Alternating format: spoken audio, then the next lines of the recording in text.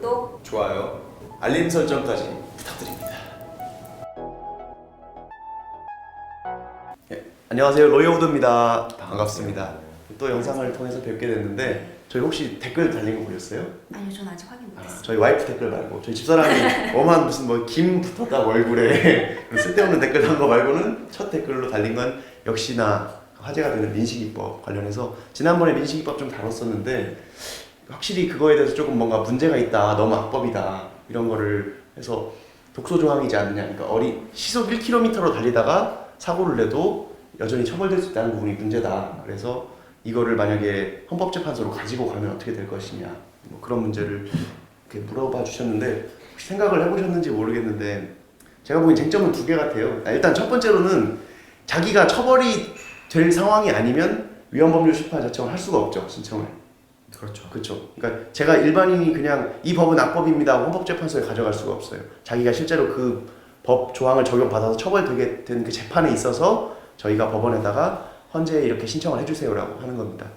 일단 그래서 제가 대신 해드릴 수가 없는 상황이고 진짜 일부러 헌법재판소에 가져가기 위해 사고를 내줄 수는 없잖아요. 그러니까는 실제 그 피해자 중에서 누군가가 나서 주셔야 되는 거고, 하나는 말씀하신 대로 어린이의 안전에 유의하면서 운전해야 될 의무, 이게 뭐냐, 명확성의 원칙에 위반된다는 거죠. 그러니까 사람들이 법을 읽으면 이게 내가 어떻게 행동을 해야 되는지를 예측할 수 있어야 되는데 너무 불명확한데 이걸 가지고 처벌하면 안 된다, 이 걱정이 하나 있는 것 같고, 두 번째는 너무 처벌 수위가 세다, 비례원칙 위반이라고 하나요? 그거 두 개 가지고 지금 아마 해볼 수는 있을 것 같은데 뭐 사람마다 의견이 다를 것 같아요. 저는 개인적으로는 합헌으로 판결될 가능성도 있다고 봐요. 왜냐하면 우리 도로교통법에 이미 안전운전 의무라는 게 있잖아요.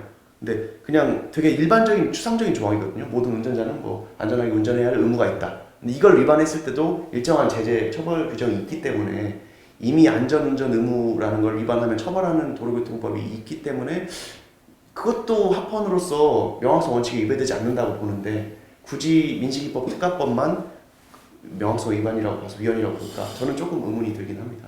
이제 많은 분들이 설령 내가 1km로 운전을 하고 있다 하더라도 아이가 와서 사실상 차에 부딪힌 거지 차를 가지고 가서 부딪힌 게 아닌데, 그럼에도 불구하고 내가 소위 민식이법을 통해서 내가 강하게 처벌을 받는다는 것 자체가 굉장히 부당하지 않느냐라는 전제를 깔고 위헌 법률 심판이나 이런 부분을 말씀하셨던 것 같아요. 그런데 이제 조금 어렵고 복잡한 부분일 수는 있긴 하지만 기본적으로는 저는 차가 먼저 정차를 하고 아이가 와서 부딪힌 거라면 처벌을 안 받는다고 생각을 하거든요. 그래서 저희가 말하는 합헌이라는 결론은 정말로 매우 부당한 경우를 상정해 놓고 그런 경우는 합헌일 것이다 말씀드리는 것은 아니고, 다만 그런 좀 일반 상식적으로 이 경우까지 처벌되나? 라고 하는 부분을 말씀드리는 것이 아니라 정말로 스쿨존에서 이렇게 주행을 하다가 사고가 난 경우에, 그래서 그 과실이 있는 경우에 이제 그 경우를 상정을 하고 처벌을 하는 것이라서 그런 이유에서는 합헌이 나올 가능성이 높지 않을까 생각합니다. 저도 지난 방송 때도 얼핏 말씀드렸는데 현실에서 적용을 하는 사람들도 뭐 검사나 판사들도 이 법을 위반하면 이렇게 무겁게 처벌된다는 걸 알기 때문에 섣불리 너 안전운전 의무 위반했으니까 뭐 사고만 났다고 해서 무조건 넌 의무 위반이야 이렇게 보진 않을 것 같아요. 실제로 어떤 잘못을 운전자가 했는지를 따져봐서 정말로 잘못이 있다고 봤을 때 그 법 조항을 적용을 해야 당하는 사람도 불만이 없겠죠. 그냥 사고 났다고 넌 무조건 안전운전 의무 위반했어 이렇게 봐버리면 정말 가혹한 처벌이다라고 해서 진짜 나중에 위헌법률 심판 제청으로 갈 수도 있을 것 같습니다. 네, 이 정도로 그 이슈는 하고요. 사실은 오늘 방송 주제는 민식이법뿐만 아니고 올해 2020년 들어서 새롭게 바뀌거나 뭐 시행되는 제도나 법 같은 거 궁금하다고 해주셔서 그 부분 다뤄보려고 하거든요. 혹시 뭐 준비해 오신 거 뭔가요?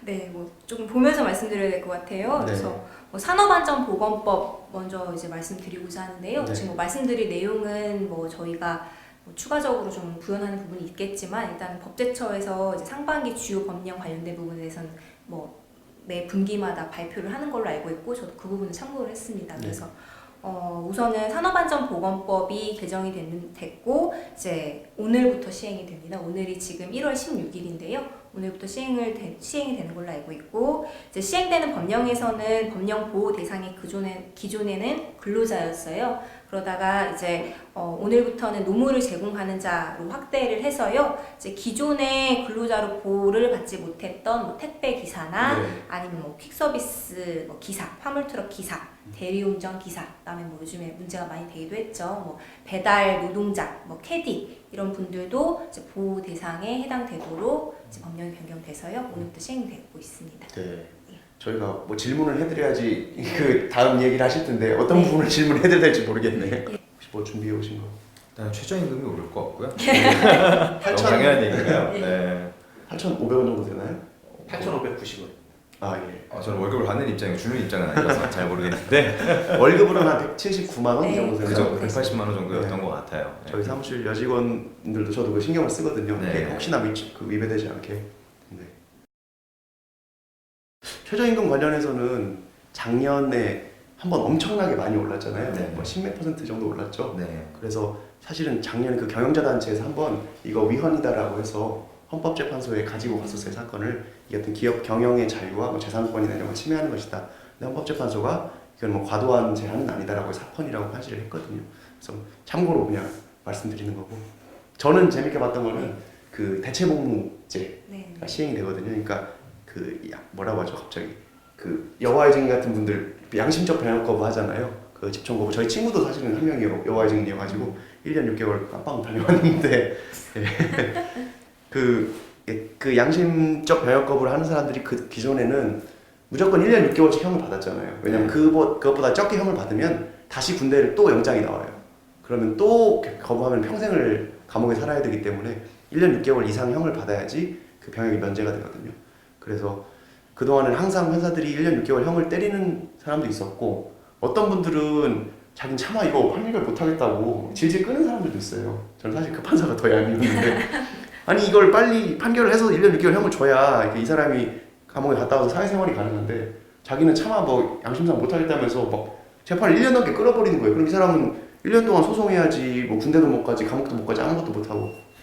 그런데 드디어 헌법재판소에서 이제 위헌이라는 결정을 했고 헌법 불합치죠. 정확하게 뭐냐면 헌법에 맞지 않는 위헌인데 당장 법을 없애버리면 혼란이 발생하니까 작년 말 2019년 말까지 법을 새로 만들어서 보완을 해라 라고 해가지고 올해부터는 대체복무역이라는 사람들이 만들어져서 양심적 병역 거부를 하고 싶은 사람들은 신청을 합니다. 그럼 심사위원회가 열려가지고 심사를 해서 진짜로 이 사람이 뭐 정말로 종교적이거나 다른 양심을 이유로 하는 건지 아니면 그냥 병역 기피를 하는 것인지 심사를 해가지고 통과가 되면 복무 기간은 좀 길어요. 36개월.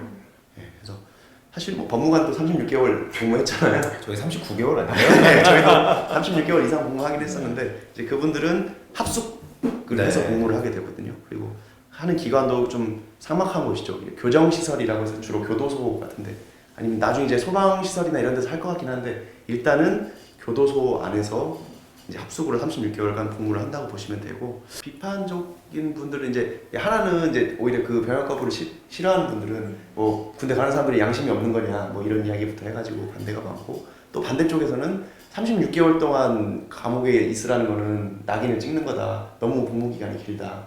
그런 얘기도 있어가지고 조금 더 사회적으로 논의가 이루어져야 될 부분 같아요. 뭐 복무를 하는 어떤 일을 또 맡기게 될지 이 부분도 좀 관심이 많이 가더라고요. 네네네. 네, 뭐 구체적으로는 뭐 일반적으로는 굳은 일을 시키겠다라는 정도로만 이제 알고 있는데 네. 구체적으로 어떤 업무를 맡길 건지 그리고 뭐 저희 같은 경우도 뭐 그런 대체 그 복무에 관해서 뭐 위원을 뽑지 않았나요? 변호사 위원. 그랬을 네, 거예요. 네, 네, 네. 맞아요. 뭐 그런 부분도 좀 궁금하고 구체적으로 어떤 사안 어떻게 지금 판단을 해서 어떤 업무를 맡길 건지 이분이 좀 저는 좀 많이 궁금하더라고요. 네, 뭐 네. 다른 부분도 넘어갈까요? 네. 그래서 뭐 하나는 제가 말씀드리고 싶은 부분은 뭐 남녀 고용 평등과 일 가정 양립 지원에 관한 법률 이게 너무 길어가지고 저도 이제 구체적으로 잘 외우지는 못하고 양성평등법이라고 하죠. 예, 네. 남녀 고용 평등법이라고 보통 남녀고용평등. 이야기를 하더라고요. 네. 그래서 올해 이제 2월 달부터인데요. 부부 동시에 육아휴직이 가능해졌대요. 기존에는 이제 첫째 아기가 있고 둘째 아기가 있으면은 뭐 엄마는 첫째 아기에 대한 육아휴직, 아빠는 둘째 아기에 대한 육아휴직 이렇게 써야만 같은 기간 동안 육아휴직을 쓸 수가 있었는데요. 네. 이제는 뭐 첫째에 대한 육아휴직을 엄마 아빠가 쓸 수도 있고요. 아기가 하나 있는 집은 기존에는 동시에 쓸 수가 없었는데 아기 하나만 있는 집도 동시에 이제 육아휴직을 쓸 수 있도록 변경이 된다고 해요. 그래서 아직까지도 독방 육아를 많이 하잖아요. 네, 그 부분을 조금 부담을 줄여주기 위해서 만들어진 법이라고 하고요. 근데 현실적으로는 네, 네. 이렇게 육아휴직을 하면은 월급이 예전만큼 많이 나오는 게 아니잖아요. 네, 맞습니다. 네. 그리고 엄마 아빠 같이 쓰면은 일정 부분 또 따로 쓰는 것보다 더 줄어든다고 얘기를 하더라고요. 그래서 저는 과연 두 명이 다 육아휴직을 하고 그쪽 월급이 깎이는데 많이 네, 네. 그거 가지고 애기 키우고 할 사람들이 얼마나 있을까 좀 의문이긴 한데. 그래도 좀 여건이 마련됐으니까 네. 네, 그래도 그나마 조금씩 뭐 바뀐다면 김 변호사님 육아휴직 하시나요? 육아휴직 안 하시나요? 다들 원하신다면 네, 뭐 예. 뭐 이렇게 준비를 엄청 많이 하셨네. 예, 뭐 전 여러 개 있어요? 있어가지고요. 예, 써왔는데요. 예. 적당히 끊어도 됩니다. 그래요? 뭐 더 하실 거? 그렇죠. 그래. 알겠습니다. 그러면은 이번 방송 여기서 마치는 걸로 하고 예. 그 아무튼 댓글 달아주신 분께 다시 한번 감사드리고 저희가 첫 댓글인 만큼 방송에서 짧게 다뤘는데 앞으로도 이렇게 궁금한 거 달아주시면 저희가 한번 방송에서 다뤄서 재밌게 이야기 들려드리도록 하겠습니다. 네, 감사합니다. 감사합니다.